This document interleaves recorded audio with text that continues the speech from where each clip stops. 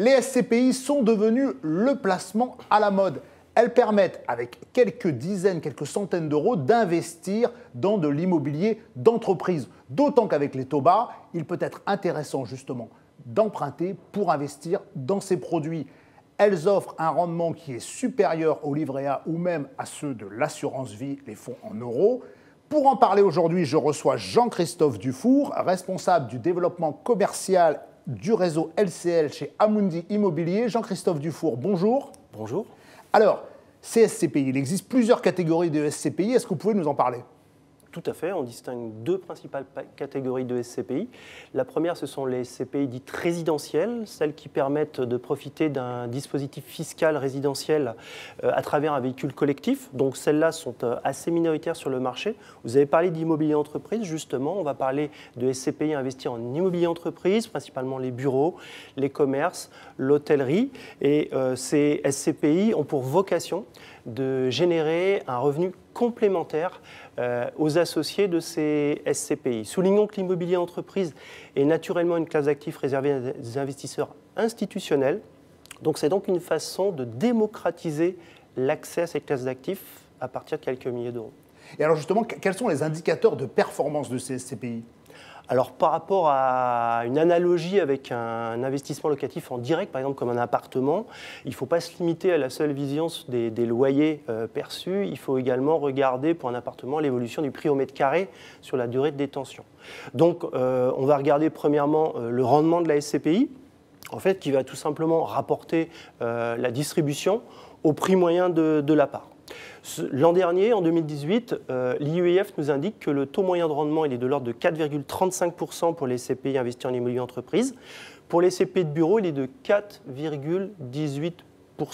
Rappelons que plus vous payez un actif cher au mètre carré, et donc plus le rendement est tiré vers le bas, et donc d'une certaine façon, le rendement, ça rémunère un risque.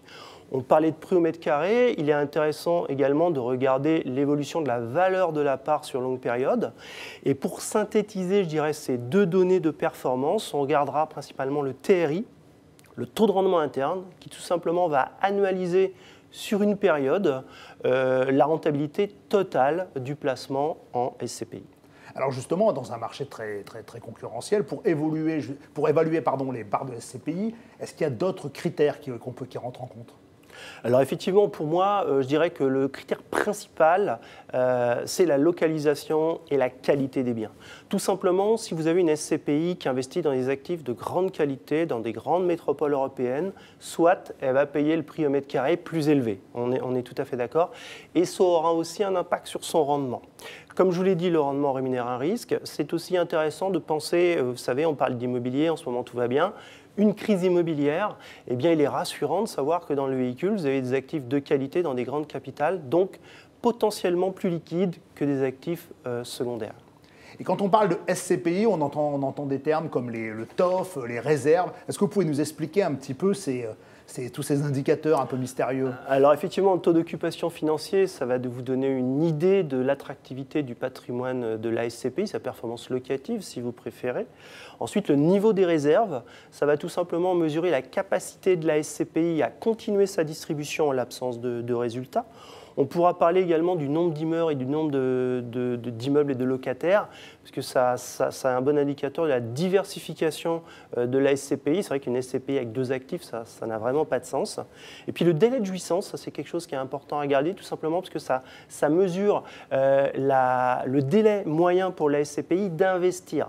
Donc concrètement pour l'investisseur, ça va séparer le moment où il va décaisser son argent du moment où on va commencer à lui calculer ses premiers loyers. Je parle bien de calculer, puisque les distributions sont faites à date fixe. Et alors, on le voit, les taux d'intérêt des emprunts sont très bas. Est-ce que c'est une bonne idée d'emprunter pour acheter des parts de SCPI ? Alors effectivement, les SCPI sont soumises à la fiscalité des revenus fonciers.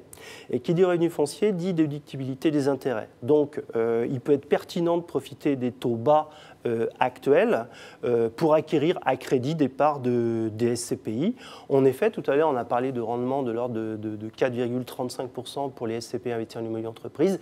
Il est vrai qu'en ce moment, le niveau des taux d'intérêt flirte plutôt avec les 1%. Donc je dirais que la différence, c'est de la capacité à créer et à générer de la valeur pour l'investisseur.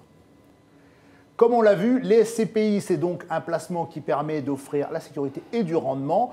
Jean-Christophe Dufour, merci. Merci. Au revoir.